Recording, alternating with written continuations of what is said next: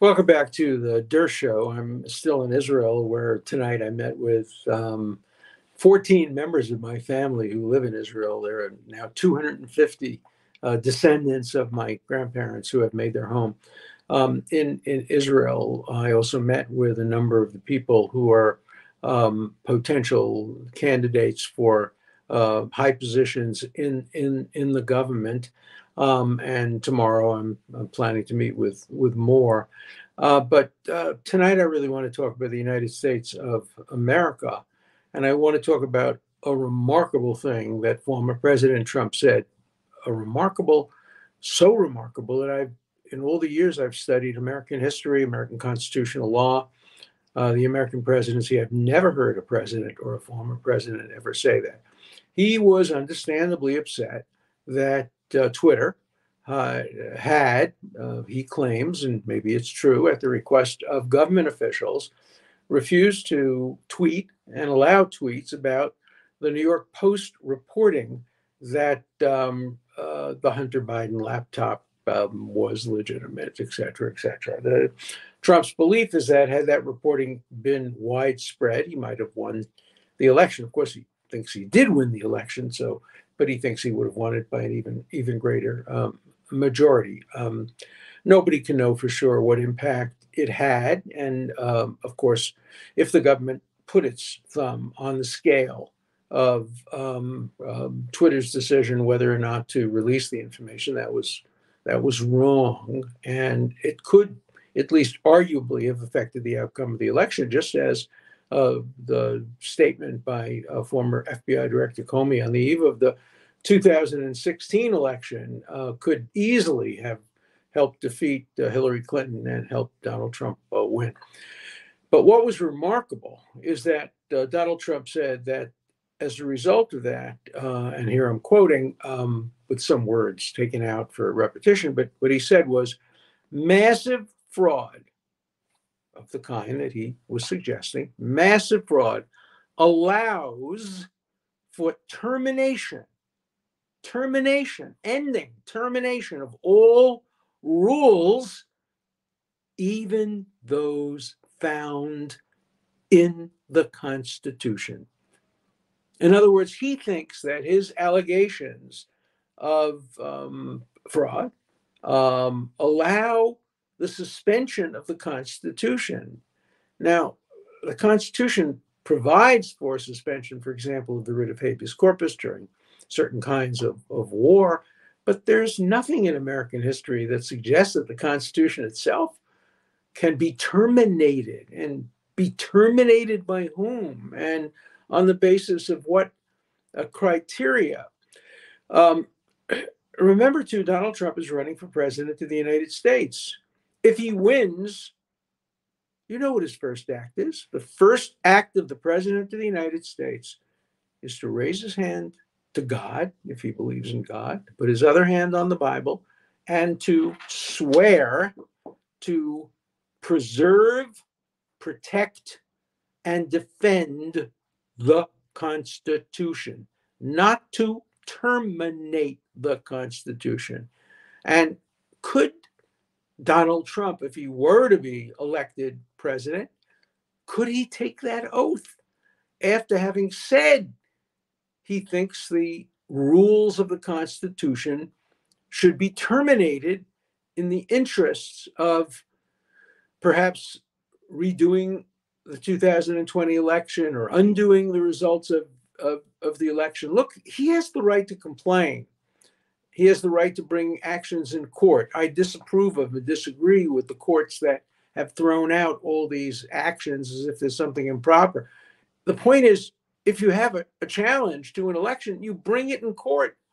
The way I helped to bring a challenge in Bush versus Gore unsuccessfully, or the way Rudy Giuliani tried to challenge the Pennsylvania electoral vote, which was, in my view, unconstitutional. Again, you know my view. My view is the election generally was fair, that Trump was defeated fair and square, but that the Pennsylvania vote was unconstitutional because it wasn't the legislature, it was the governor who expanded the time for late voting. And under Article 2 of the Constitution, only the state legislature can make rules regarding a presidential election. So I think Trump, Giuliani, they have a point about Pennsylvania, and they should be encouraged to bring lawsuits, and judges should not discourage the bringing of lawsuits. Lawsuits are a lot better than the alternatives of taking to the streets. But the idea that a former president, a man who wants to become the future president, could say that the allegation of fraud allows for termination of all rules, even those found in the Constitution. Well, what rules then should be applied? Even when he tried to steal the election, and stop the steal was proper a proper designation, except it applied to the wrong person. When he tried to steal the election, he did it through constitutional means originally.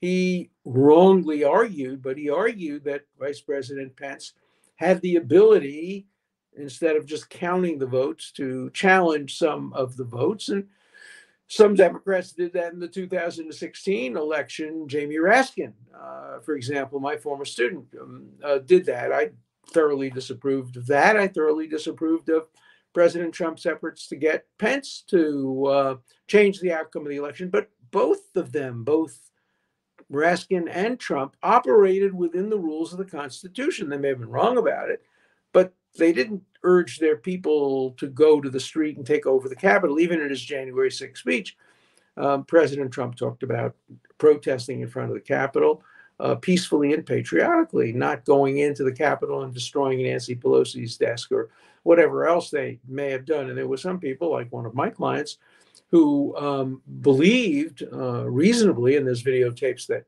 support it, that he was invited in to the Capitol by Capitol Police as long as he didn't do any damage and as long as he left when he was told to leave, which is exactly what happened, yet he's been indicted for a felony. The point is that until today, until the president made this statement about termination of all rules, including those found in the Constitution, I'm not aware of any public figure that has ever suggested that. Now, yes, when the South went to war with the North, started the Civil War, did it in a treasonous and seditious manner.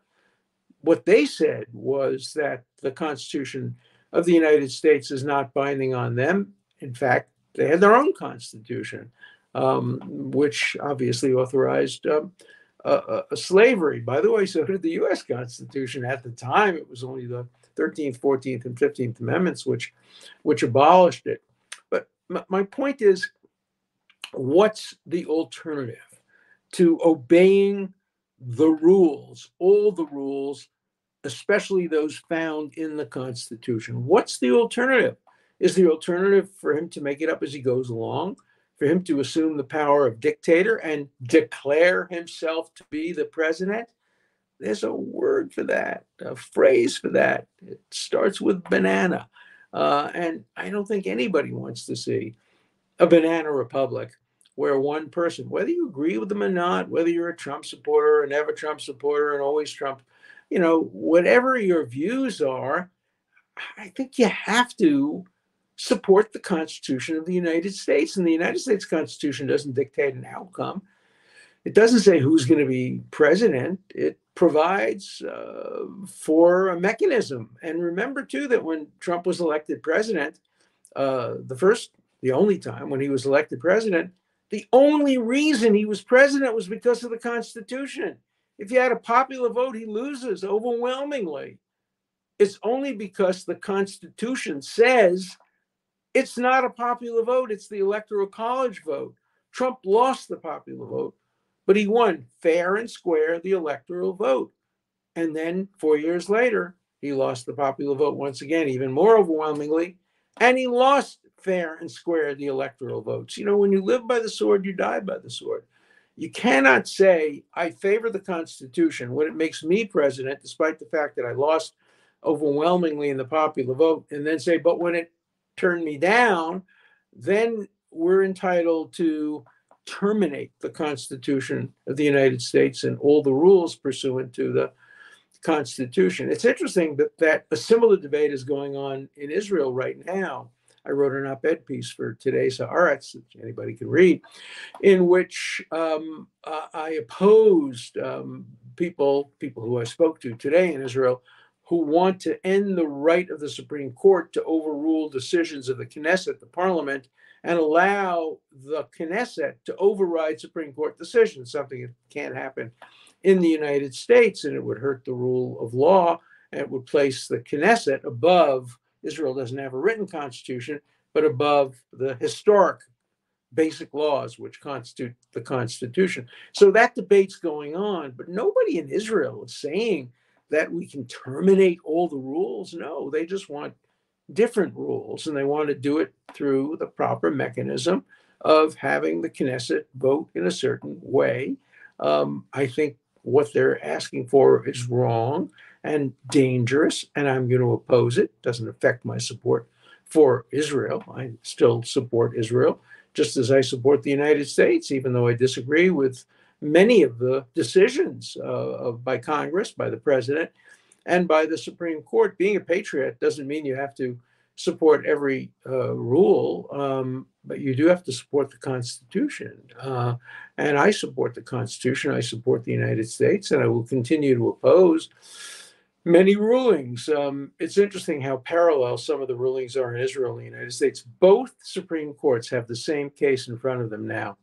The issue is whether or not a person, for religious reasons, can refuse to provide services to gay people. In the United States, it involved a printing company of some kind that refused to print programs for a gay marriage. And that case is before the Supreme Court. And I don't know how it'll come out. If I had to make a prediction, I would predict the Supreme Court would uphold the right of religious people to refuse to provide services to gays. But the same exact issue is now pending in the Supreme Court of Israel. Our two countries are so similar. We have so much in common. Our system of government is different. They have a parliamentary system. We have a checks and balances system with three equal branches, executive, legislative, and judicial. But the people are the same. The attitudes are the same. The two extreme people from the cabinet that I met today and yesterday could have been Republicans on the right. They represent the right wing of the Republican Party, essentially, and they represent the right wing of the government of Israel. The left is similar, the center is similar, and the right is similar. And that's not a reason for no longer supporting Israel. It's a reason for expressing views that you might disagree with, that are involved with Israeli policies. So getting back just for a few more minutes to President Trump, I want to give him the benefit of the doubt. Maybe he slipped up. Maybe he didn't mean that. Maybe he used words he didn't mean to use. Everybody has condemned him for this. The Republicans have condemned it. Republican leaders have condemned it. I don't know anybody, maybe there are some, but I don't know anybody who supports a future president, which he'd like to be, claim that past fraud in an election justifies the termination of all rules, even those found in the Constitution. So, President Trump, let me talk to you directly as one of your former lawyers. Please take that back. Explain that you didn't mean that. What you meant is that the rules of the Constitution should be interpreted to allow challenges to elections that are based on massive fraud. We can live with that. We can understand that. But the American people simply will not tolerate a president who says that the Constitution and the rules under the Constitution should be terminated. And I think that President Trump has lost a lot of potential votes in the last few weeks. I think he lost a lot of votes when he had dinner with Kanye West, Ye, and with Fuentes. And I think he lost even more votes when he talked about terminating the Constitution. Now, I don't know how many votes he actually lost in the Ye thing, because I have to tell you, and I'm going to get to them now with my letters, there was an enormous amount of support for for Kanye West in the letters I got when I had a program based on that. It's unbelievable. By the way, the division was clear. Remember, I get letters on two platforms, Rumble and YouTube. I got no anti Semitic letters on YouTube. And virtually the only things I got on Rumble were anti Semitic letters. Let me read to you some of them. It's going to take me a second to find them because I'm not good at this, but here they are. Okay. Some of them are personal, but most of them are just institutionally anti Semitic. So here's one. It says, "Go back to Eastern Europe, you Bolshevik." I'm a very anti-communist, and my parents were born in America, and I'm as American as apple pie, and there's no going back to Eastern Europe. But that's part of the anti-Semitic canards that Jews are Bolsheviks and should go back to Eastern Europe. People forget that the Bolsheviks murdered the Jews. Not as many as Hitler did, but Stalin murdered tens of thousands of Jews, including Jewish intellectuals. I represented some of them who were in prison, including more than one who was sentenced to death. So no, I'm not a Bolshevik, and I'm not going back to Eastern Europe. Here's one from Gunslinger 451. Ye was right. What was he right about? Right about calling for DEFCON 3 against the Jewish people?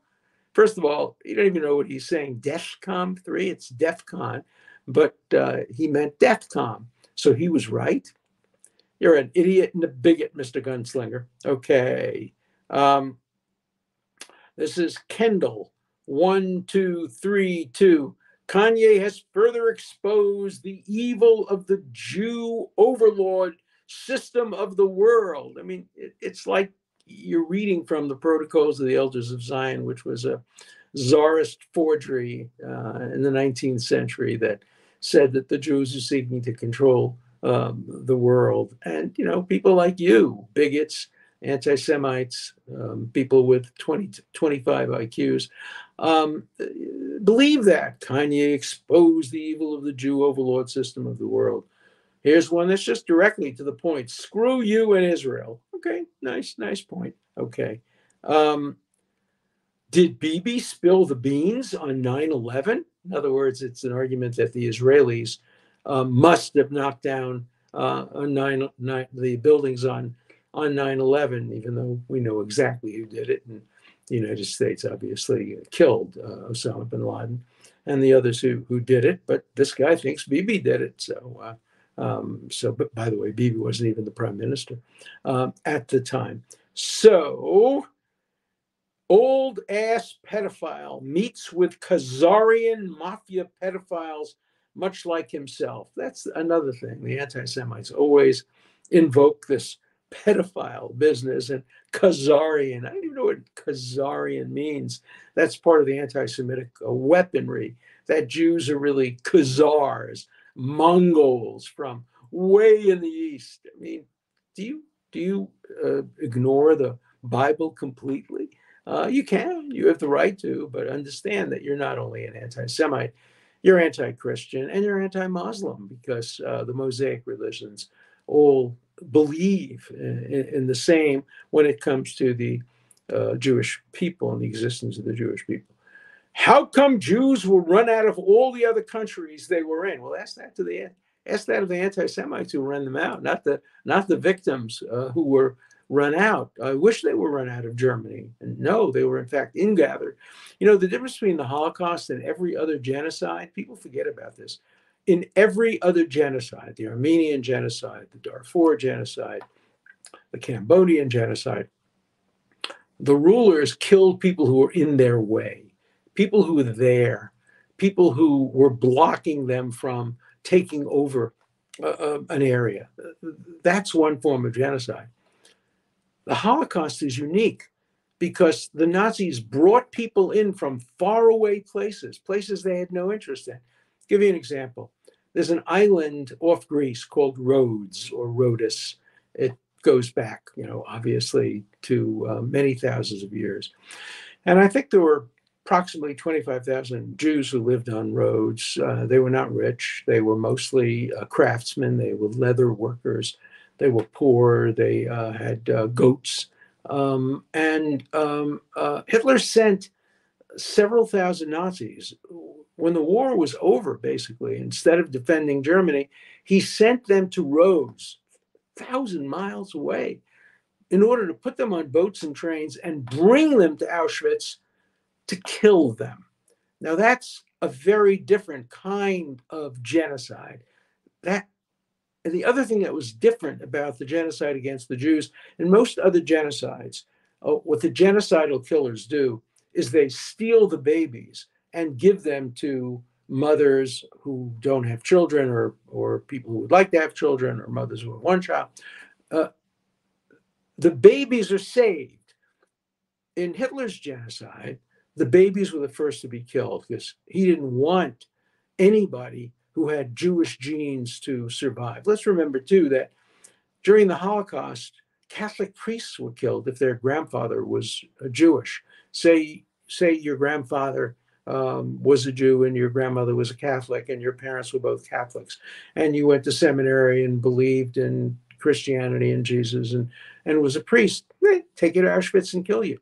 It didn't matter what you believed in. It didn't matter what your religion is. The genocide of the Holocaust was genocide about genes. So if you're a Catholic priest whose grandfather was Jewish, you were subject to being executed. And many Catholic priests were executed. Okay, this one is just direct. Filthy Jews. Filthy Jews. Here's another one. Zionists are anti-Christ like all Jews.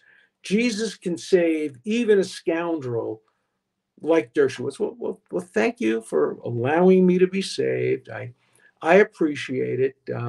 When my wife, who grew up in Charleston, South Carolina, Jewish, went to a school in which there were only 4 or 5 Jews, her friends who really liked her and tried to persuade her to convert because they didn't want her to go to hell. They would often try to feel her head to see if they could feel the horns. But sorry, Carolyn didn't have any horns. Or if she did, they were really tiny because nobody has felt them. But these are people who wanted to convert her because they were sure that if they weren't converted to Christianity, they would burn in hell. And these people wanted to spend eternity with them because they really, really liked them. So, my question to all of you, and particularly the Rumble viewers, why the anti-Semitism? Why the upswing of anti-Semitism? It's only less than a century since 6 million Jews were killed by anti-Semites like you out there. Why? Why do you have these beliefs? Do you know Jews? What do you have against them? Why are you railing against Jewish power? Why are you supporting an idiot like Yee or idiots like Fuentes or others who espouse some of the dumbest ideas in history? What's in it for you? Why the pervasive anti-Semitism? Why is anti-Semitism the oldest bigotry known to humankind? Why does it persist? The anti-Semites will say it's the Jews' fault. If you hate me, it's my fault. If you murder me, it must be my fault. If you kick me out of your country, it must be my fault. Blame the victims. Blame people who have been victimized for thousands of years. The Holocaust was the fault of the Jews. They deserved it. That's what you people think. Now, my question is, why are you watching this show? I am Jewish. I am a Zionist. I am not a Bolshevik. I'm anti-communist. I'm anti-fascist. I'm a centrist. I'm a center liberal, and I'm a proud Jew. And how have I hurt you? Why are you so opposed to what I am, or the religion I practice, or the ethnicity into which I was born? What explains this sickness, this dirty, filthy sickness of anti-Semitism? What explains you folks who wrote these letters to me, why are you watching my show? Please stop watching it. I don't want to have anything to do with you. I don't want you to be watching me. I don't want you to be contributing to my success as a podcaster. Go back into your holes. Go back under your rocks.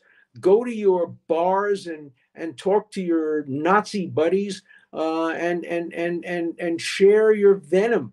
But why do you watch my show? Why do you bother to write to me? And people say, why do I bother to read your emails? Well, I'm going to continue to do that because a lot of people in America dispute the rising tide of anti-Semitism. They say it doesn't really exist. It's in the imagination of the Anti-Defamation League, which documents these kinds of things. By the way, the Anti-Defamation League counts how many anti-Semitic incidents there are in any given year. They don't count the ones that are sent to me because I don't send them off to anybody else. If you just counted the anti-Semitic letters I got, you'd probably double the number of anti-Semitic acts in a given year.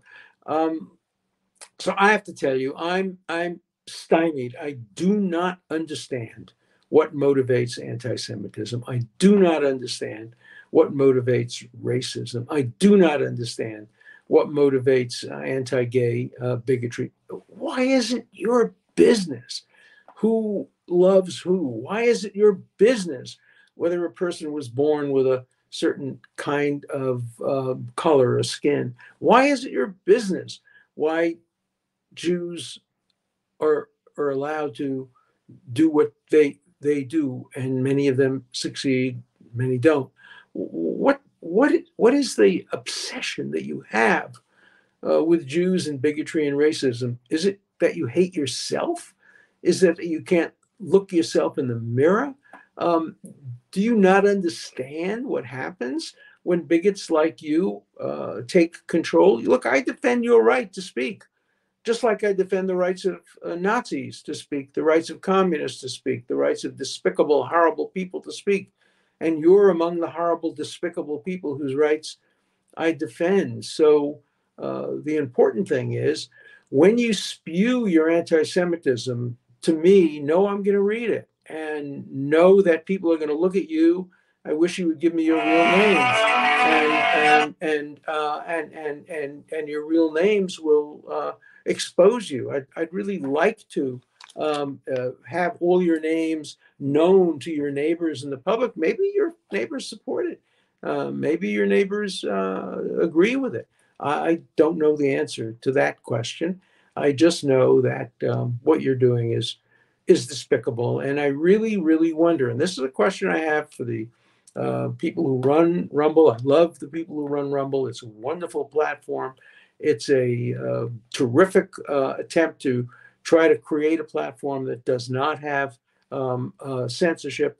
But why do so many viewers of Rumble, why are they anti-Semitic, racist, bigots? Why? I ask you that question. Maybe you can provide some answers. See you tomorrow.